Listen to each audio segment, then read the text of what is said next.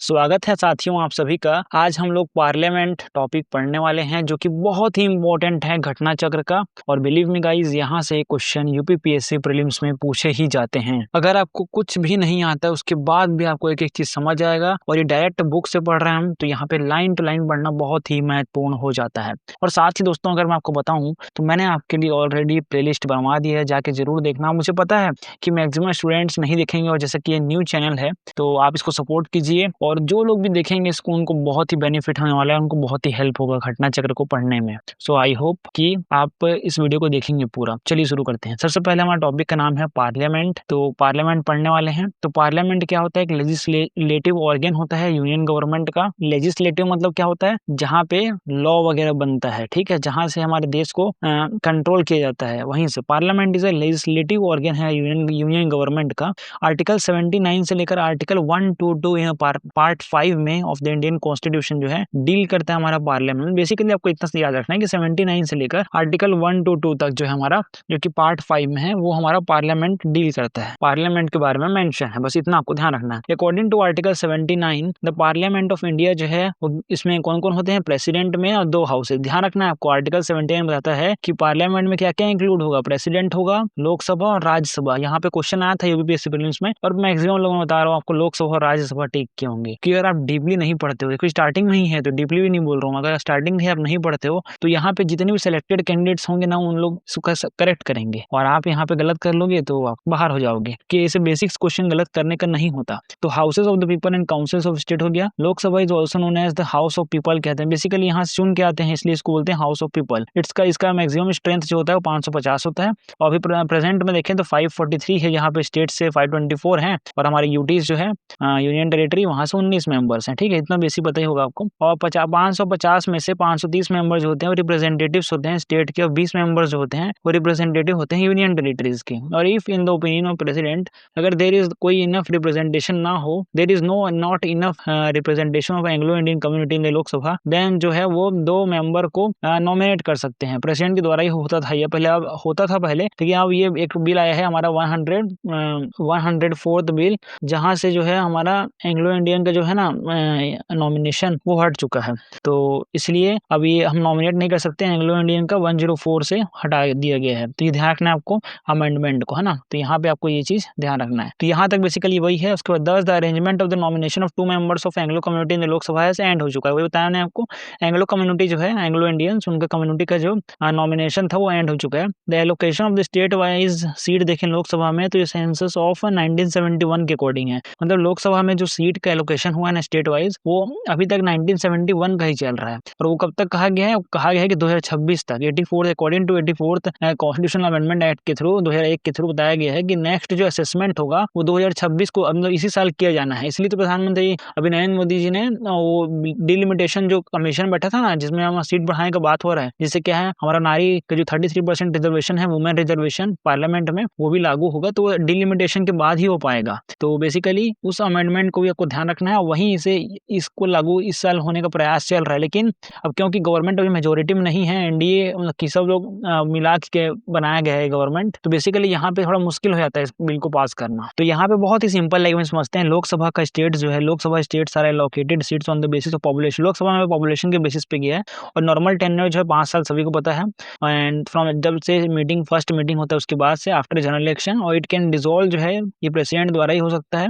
Article 352 के according Lok Sabha जो है एक्सटेंड कर सकती है ड्यूरिंग टाइम ऑफ, हाँ, लोकसभा का टाइम जो है एक्सटेंड हो सकता है। कब हो सकता है? जब नेशनल इमरजेंसी लगा होगा ना देश में, तब इसको हम लोग लोकसभा को एक्सटेंड कर सकते हैं। लेकिन 1 साल में, 1 साल के लिए एक्सटेंड होगा, फिर आपको पार्लियामेंट में उसका परमिशन लेना पड़ेगा। इन एनी केस जो एक्सटेंशन, अगर it can't continue beyond the period of 6 months after emergency has ceased to be operate. मतलब बेसिकली यहाँ पे बताया गया है, बेसिकली यहाँ पे बोल रहे हैं कि अगर इमरजेंसी हमारा खत्म हो जाता है, उसके 6 महीने बाद ऑटोमेटिक कुछ भी कंडीशन में वो डिसॉल्व हो जाएगा लोकसभा हमारा। तो qualification of person in order to be elected a member of Lok Sabha are he must be citizen of India. हमें बेसिकली लोकसभा में क्वालिफिकेशन क्या है? He must be citizen of India होना चाहिए। He must not less than 25 years, 25 साल से कम नहीं होने चाहिए।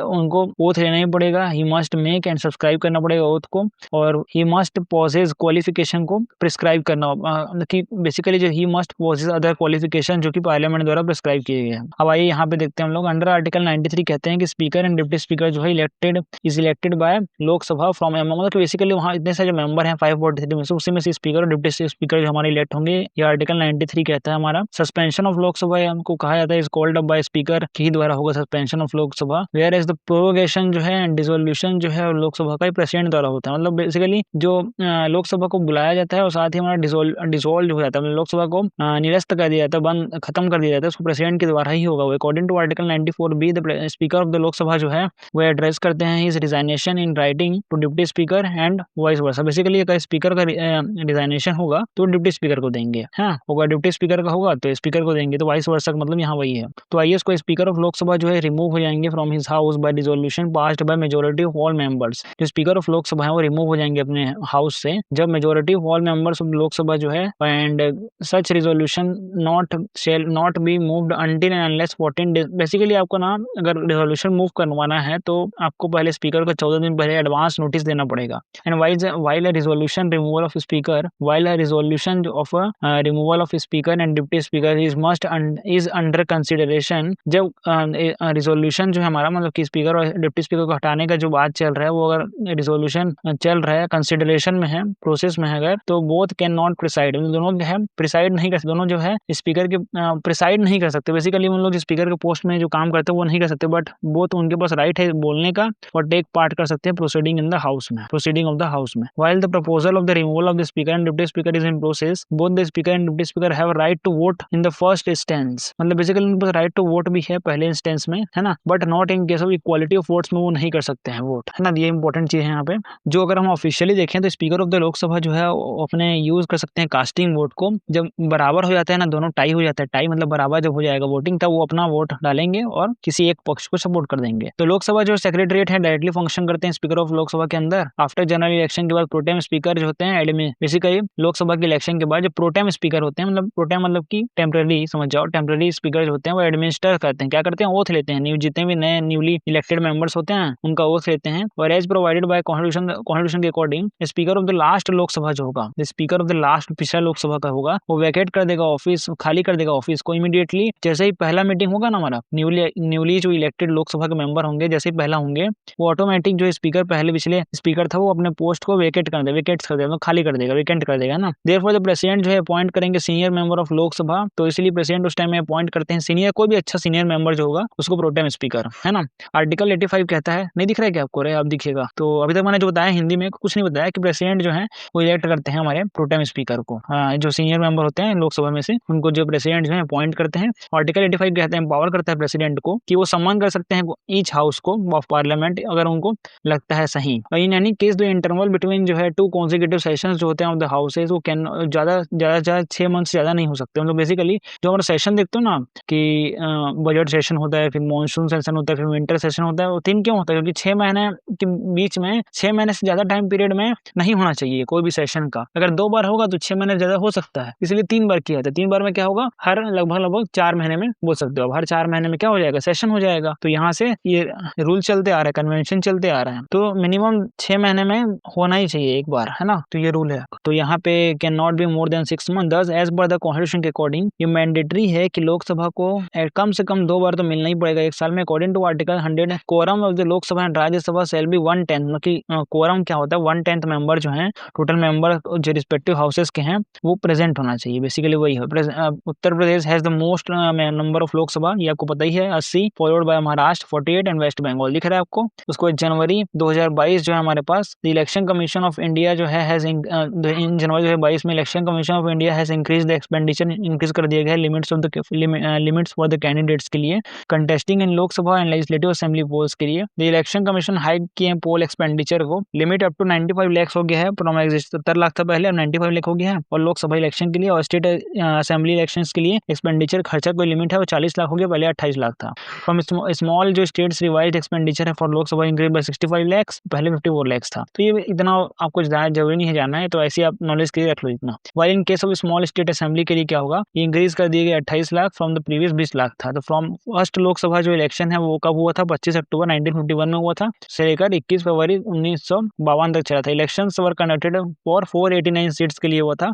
और जो फर्स्ट मीटिंग ऑफ लोकसभा है वो 13 मई 1952 को, ध्यान रखना ये क्वेश्चन पूछा जाते हैं फर्स्ट वाले, फर्स्ट मीटिंग जो है लोकसभा का वो 13 मई 1952 को हुआ था। उसके बाद हमारे गणेश वासुदेव एवं मावलंकर मावलंकर जी जो हैं वो हमारे फर्स्ट स्पीकर रहे हैं लोकसभा के और रिमेन रहे हैं पोस्ट के टिल डेथ तक। उसके बाद on 27 February 1956 M Ananth and Ananthan Sanyam Ayyangar जो was the speaker of the remaining tenure के लिए फर्स्ट लोकसभा के ये रहे हैं। 1954 में नो कॉन्फिडेंस मोशन आता है against the first speaker of Lok Sabha जीवी मावलंकर बाय जेवी कृपलानी के द्वारा and 21 other members of the Lok Sabha which got rejected by the Lok Sabha. The first deputy speaker जो होते हैं लोकसभा के वो एम ए अयंगर होते हैं, अयंगर तिरुपति। तो फर्स्ट वुमेन स्पीकर ध्यान रखना को लोकसभा कौन है, मीरा कुमार है। और speaker of the present 17th Lok Sabha के भी ओम बिरला चल रहे हैं। तो दोस्तों मैं आपको बता दूं इतने कम समय आपको मैंने इस चैप्टर कंप्लीट कराया, बिलीव मी आपको कहीं भी यूट्यूब में नहीं मिलने वाला है।